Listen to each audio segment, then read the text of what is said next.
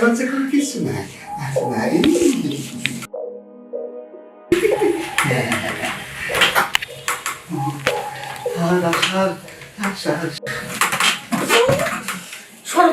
তুমি এমন করতেছো কেন? এমন করবো না কি করব? 6টা মাস হলো বিয়া করছো, 6টা মাসে প্রতিটা রাইতে তুমি আমার এই জ্বালা যন্ত্রণাটা শরীরের ভিতরে তুইলা দাও। পারো না নিবাইতে জ্বালা, আইসো কি এর লেগে কাছে? তোমার ভিতরে নাই আমার বিয়া করতে আইসো কি এর লেগে? হ্যাঁ, বিয়া করার সময় মনে আসছিল না? আরে এত বড় সমস্যা লইয়া নাকে তেল দিয়া ঘুমাও না? আমার এত সুন্দর রূপ যৌবনগুলা সব বিফলে যাচ্ছে। তুমি মানে যতটুকু আমি একটু সন্তুষ্ট হয়ে থাকতে চাই, তুমি আরো জ্বালা আমার আগুন আরো বাড়াইয়া দিয়ে রাখো। রূপ যৌবন দেখে তোমার বিয়ে করছি। আমার রূপ যৌবন দেখেই বিয়া করছো। আমার রূপ যৌবনের জ্বালা যদি তুমি না থামাইতে পারো, তোমার চেহারা দেখে কি আমি থাকবো? কি করবো আমি তো যতটুক পারি ততটুকুই যাই। যতটুক পারি ততটুকুই যাই। যতটুক পারি ততটুকু দিয়ে তোমার ওই যে এক বউ থাকবো না তোমার কাছে, বুঝো না? এত চিকিৎসা আছে, এত চিকিৎসা বাইরে হরেক রকমের আছে, হাড় ওষুধ আছে, ডাক্তারের কাছে আছে, কত কবিরাজি ওষুধ আছে। সেদিন কি লজ্জা করে যখন বউরাতে জ্বরটা পিঠা খাইবা না, তখনকার ঠিকই লজ্জা যাইবো গা।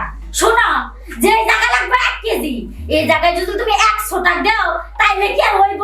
আরে নতুন বিয়ে করছি না, আস্তে আস্তে ঠিক হয়ে যাবে। নতুন বিয়া করছো, আস্তে আস্তে সবই ঠিক হয়ে যাবো। কথাটা যে রসে রসে 6টা মাস হয়ে গেছে। আস্তে কথা কো, পাশে চাচা আছে। চাচা আছে তাই কি হইছে? চাচা শুনুক ভালো করে, তার বাতিজার কত সুন্দর রূপ যৌবন ভিতরে একবারে খাতা করতেছে। চাচা শুনলে কি মনে করবে?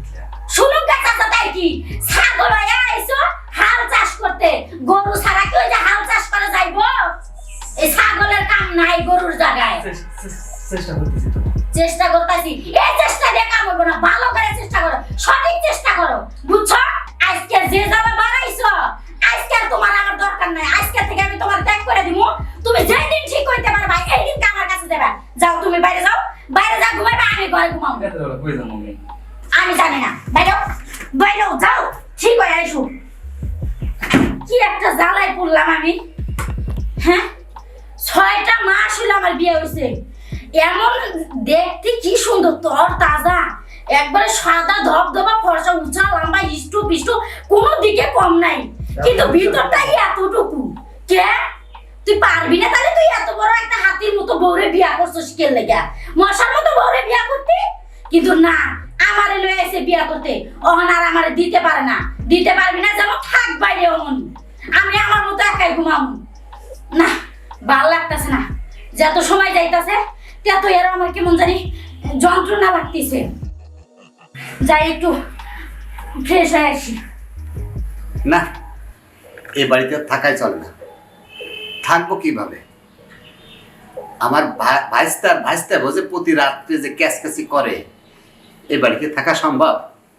এই 1 মাস হলো ওকে রাত ভরে ঝগড়াঝাটির জন্য আমি 1 মুহূর্তের চোখ বুঝতে পারি না। হ্যাঁ, তুই পারবি না, ঠিক আছে, এটা ছোটখাটো মেয়ে বিয়ে কর না। নিয়ে এসে খুঁজতে নি মেয়ে, ওর সাথে পারে না। রাত ভরে কাও কাও কাও কাও সিঁড়ি। আরে চিন্তা ভাবনা, আমার একটু ঘুম আসে না। কি করলাম আমি? কি মেয়ে এনে দিলাম?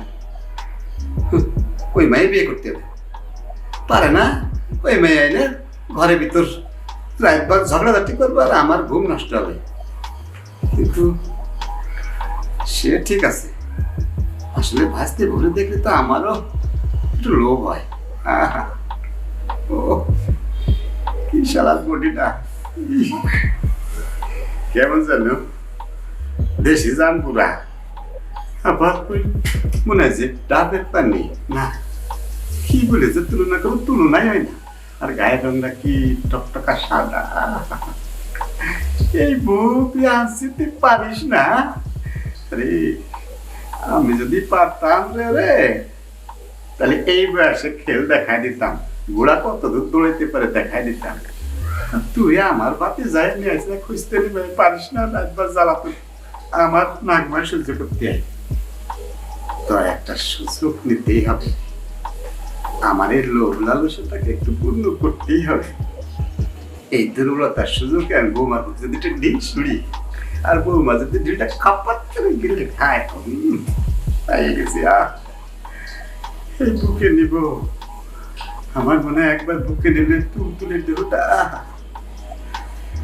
বৌমা রাতভর কাজ কাজ করছে, কাজ হয় নাই। এই সুযোগে যাই আমি একটু, যদি কাজ হয়ে যায় তাহলে আমি একটু ডাইলা দিব, তাহলে বৌমা প্রতিদিন ওই ডালা ডালির আশা করি। শুনলাম আজকে নাকি কবিরাজের কাছে গেছে গেছে খুব ভালো হয়েছে। কি কারণে আমি প্রতিটা রাইতে এরকম জ্বালা যন্ত্রণা আর আমি সহ্য করতে পারতাছি না। যাই হোক, এই উসুলাই যদি একটু ভালো হয় মুক্তি পাবো তারপরে। বৌমা কি করো? হ্যাঁ আব্বা, এই যে বিছানা টিছানা গুছাইতাছি, রান্না বান্না করুন তো, বসেন। থাক, তোমারে দেখার পর থেকে এই চার নেশাটা বন্ধ হয়ে গেল। কি কোন আব্বা? হ্যাঁ, চা চা থাক। দুটো কথা কই। হ্যাঁ আব্বা কোন। আসলে তুমি আছে আমার বাঁচতে বউ, হ্যাঁ কিন্তু তোমারে আমি যে নজরে দেখি তুমি হয়তো জানো না। আব্বা, আপনি আবার কি নজরে দেখেন? বাইসতে বউ তো বাইসতে বউই। কথাটা শোনো, তুমি যে রাত্রে যে কষ্টটা ভোগ করো প্রতিদিন, এই যে স্বামীর সঙ্গে মানে আমার ভাতিজার সঙ্গে যে ফাউল টকগুলো করো, আজে বাজে কথা, আমি জানতাম ছোটকালের থেকেই ওই কাজে অপারক হবে। আর ঠিক অপারক অবস্থায় তোমার ফুসলায় ফুসলায় বিয়ে করে আনলো।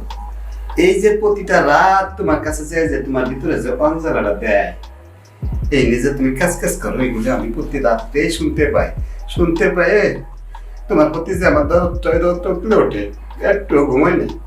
আরে আব্বা, আমার দুঃখ বোঝার মতো কেউ আছে?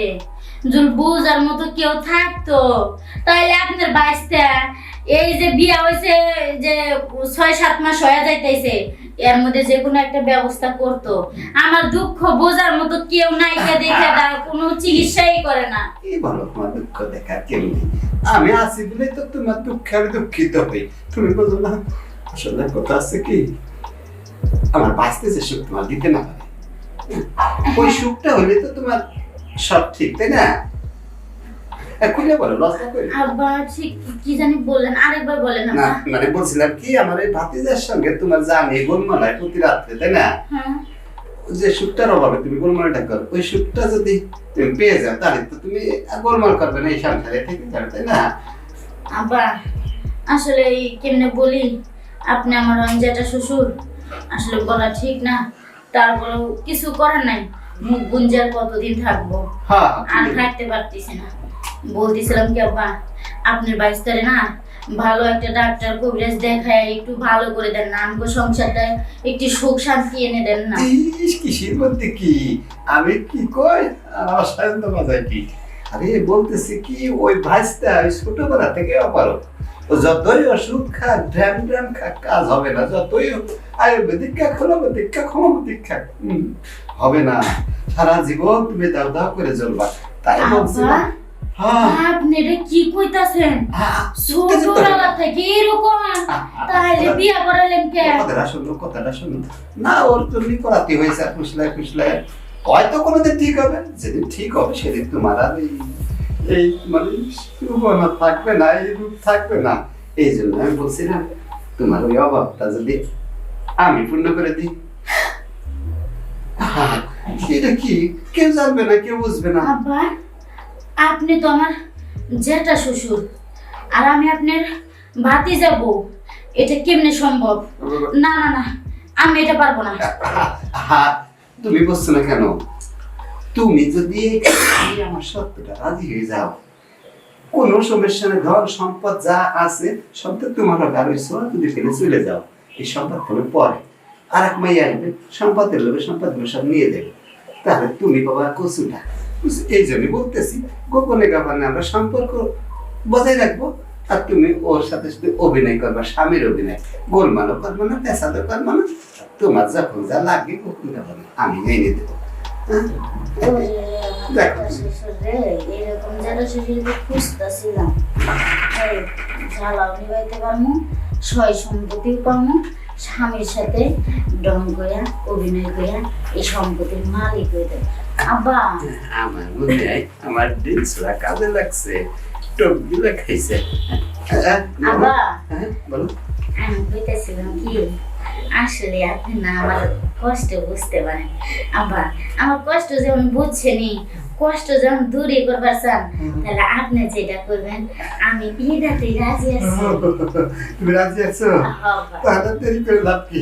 আসলে আমি অনেকদিন ধরে তোমার এর সাথে করছিলাম। লজ্জা কোনো কিছু না।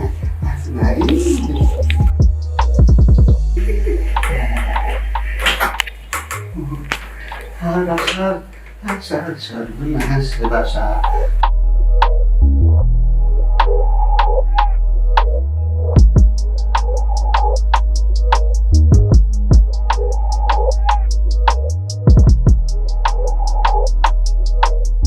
চাচা এবার তো আপন প্রাণ বাঁচা। কি শুরু করছো সেগুলা? চাচা ভাই মানুষের বাপের সমান কি শুরু করছো? এই তোরা কি শুরু করছো? আজকে কারো দেহ মাথা থাকবে না, দেহ থেকে মাথা আলাদা করে দেবো। তুমি এমন করো না। চাচা ভাই তুই এটা শুরু করছিস। আমাদের সাথে তুই চাচা নামে কলম করছিস। আল্লাহ একটা আমি কুকুর দেখাম শুয়ারের বাচ্চা। তুই চাচা নামে কলম করে তুই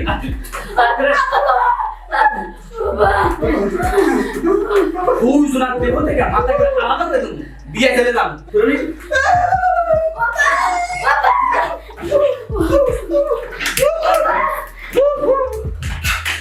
দাঁড়া দাঁড়া দাঁড়া দাঁড়া দাঁড়া। আমি তোমার পায়ে ধরি, তুমি এরকম করো না। না আমি ছাড়বো না, মারলে তুমি আমারে মারো, মাইরা বলা একবারে। মাথাটা কাটে আসি। পরে তুমি আমারে মাইরা বলাও, আমি তাও তোমার পাও ছাড়বো না। বস বস। এই এ তোমার আপন চাচা, আপন চাচার সাথে সি সি সি। দেখো আমার কোনো দোষ নাই, তুমি বিশ্বাস করো। তোমার চাচাই আমারে কইছে কি জানো, তুমি নাকি বলে ছোটবেলার থেকে এরকম, তোমার বলে ছোটবেলা থেকে এই সমস্যাটা, তুমি বলে জীবনেও ঠিক হইবা না। আমার কাছে কত কি কইলো, বাহেনা তাহেনা এটা সেটা কইয়া টইয়া বুঝায়া টুজায়া তোমার চাচাই আমারে কইছে কি এই বাড়ি ঘর দুয়ার সয় সম্পত্তি যা আছে সব আমার নামে দিব, আমি থুয়া যাবো গেলে গে। তোমার চাচাই আমার চাহিদা মিটাবো আর তোমার সাথে আমারে ভঙ্গিমা করে এই বাড়ি ঘর সব মালিক এখন আমি। চাচা মালিক খবর যাবে কে? মালিক তো আমি। ঠিক আছে শোন, মানুষের সমস্যা হতেই পারে, মানুষের সমস্যা আছে, সমাধানও আছে। এই যে আমি এখন সুস্থ, আমার ডাক্তার বলছে 7 দিনের মধ্যে তুমি ফুল সুস্থ হয়ে যাবে। ওষুধ দিয়েছে, আমি ওষুধ নিয়ে এসে রাখছি। কেবল আমি ঢুকতে দিই তোর এই অবস্থা। আর করবো না, যা হইছে হইছে, ভুল হয়ে গেছে, ক্ষমা করে দাও। তোরে তো আমি রাতে দেখতেছি, তারপর থাক দেখি পাঁচ চাচা কোনে গেল। এর আজকে 12টা না বাজানো পর্যন্ত আমি বাসায় আসতেছি না।